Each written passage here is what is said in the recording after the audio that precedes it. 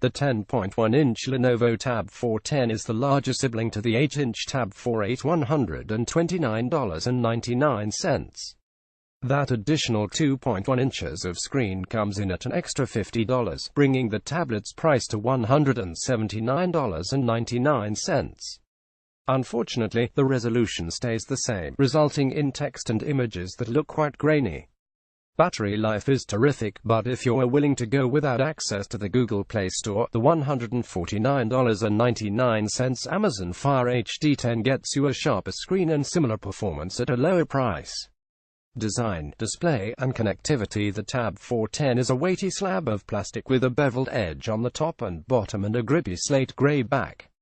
It measures 9.7 by 6.7 by 0.3 inches HWD and weighs a hefty 17.7 ounces.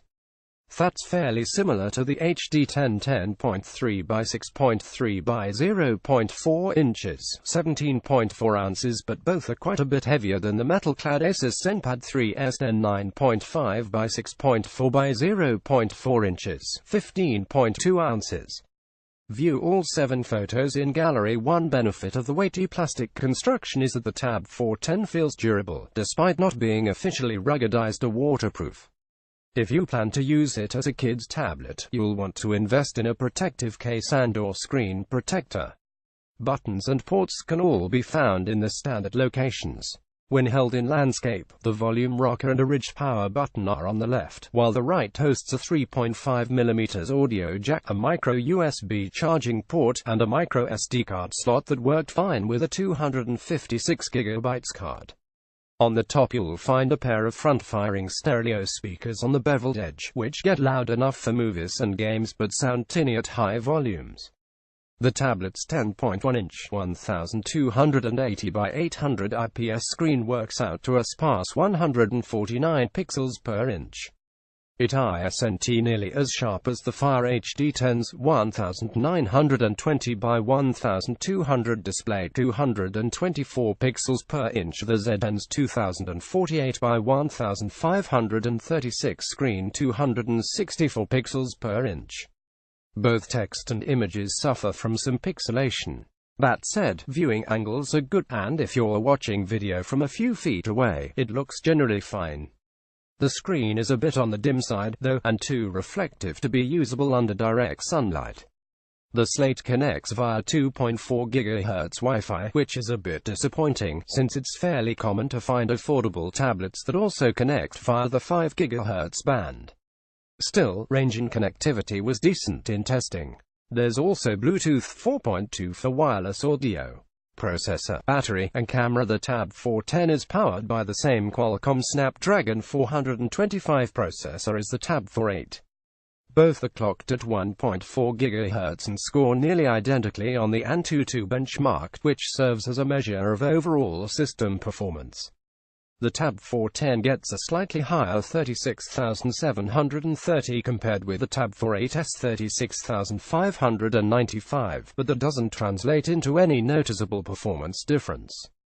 Neither comes close to the MediaTek 8176 ZenPad 3S 1072,618. When it comes to day-to-day performance, the Tab 410 handles multitasking fairly well. It has 2 GB of RAM, which makes it more responsive than the 1.5GB equipped Fire HD 8. If you open too many apps, you'll inevitably hit the RAM usage limit and encounter slowdowns, but for standard multimedia use, the tablet handles just fine. High-end gaming isn't possible, however. See how we test cell phones. Battery life is excellent. The Tab 410 clocked 8 hours, 11 minutes of battery when streaming full-screen video over Wi-Fi at maximum brightness. That's nearly 2 hours longer than the Tab 486 6 hours, 30 minutes, and double the ZenPad 3S 10 4 hours, 3 minutes. It's a great device to keep you entertained on long trips. Camera performance is identical to the Tab 48. That means you get a 5-megapixel rear sensor that takes grainy pictures in the best of circumstances and blurry ones in low light. The 2-megapixel front-facing camera has similar issues. Video is recorded in 1080p, but 30 FPS is more in theory than in practice. We encountered significant frame rate drops, especially in dimmer lighting, resulting in dull and jittery video. Software: the tablet comes running Android 7.1.1 Nougat with Lenovo's custom UI on top. Visual modifications are minor, and things mostly look like stock Android. The only additional features you'll find are Dolby Atmos software enhancements, which allow you to use customized profiles that tweak the audio quality of music, games, and video.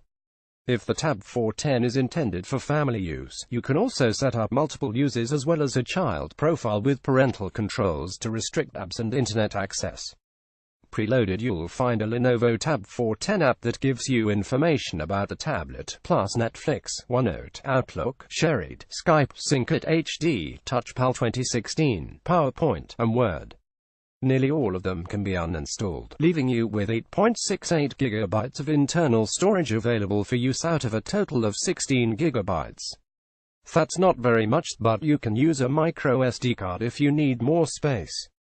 Conclusions: the Tab 410 is a capable multimedia tablet for the price, especially if you're looking for something that will last on long car rides and has access to Google Play apps. If you don't mind Amazon's proprietary App Store, however, the Fire HD 10 gets you a much sharper 1080p display for $30 less. The ZenPad 3 S10, meanwhile, has an even sharper screen and better build quality, as well as access to Google Play, but rings in at $100 more.